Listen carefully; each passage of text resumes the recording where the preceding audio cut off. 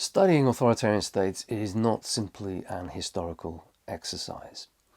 The latest report of the human rights organization Freedom House concludes that only about 40% of people in the world today live in countries that are free, and that over the last decade, democracy has globally been in decline.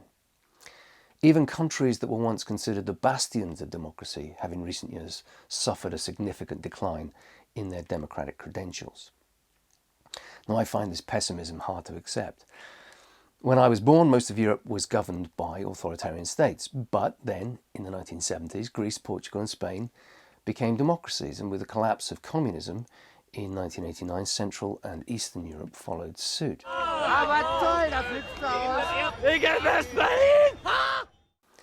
So where does this current threat to democracy come from? On the one hand, we have what Paul Brooker describes as camouflaged or disguised dictatorships, which claim to be democratic. In this respect, regimes in Nigeria, Indonesia, Venezuela and Russia are identified as grey zone regimes, only partly free. These regimes have democratic institutions and elections, but opposition victories in those elections are very unlikely and human rights abuses are all too common.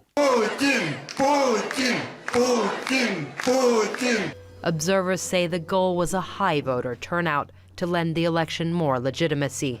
But for 3 days, there have also been reports of voter fraud. Videos of election officials trying to cover up obvious ballot stuffing made the rounds. Some of them went viral.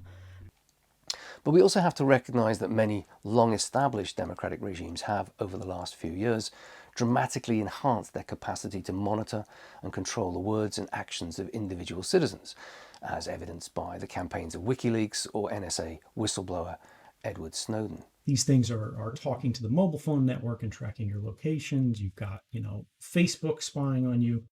But these are largely commercial programs for commercial purposes.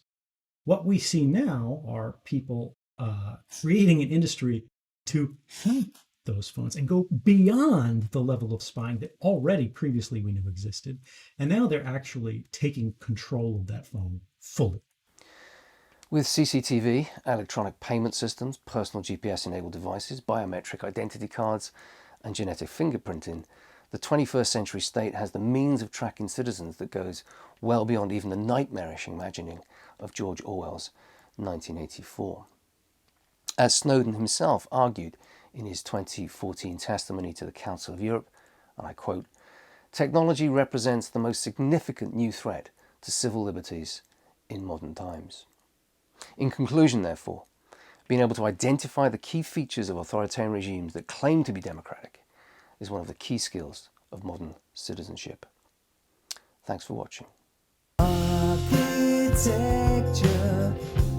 of amnesia, scare the people with this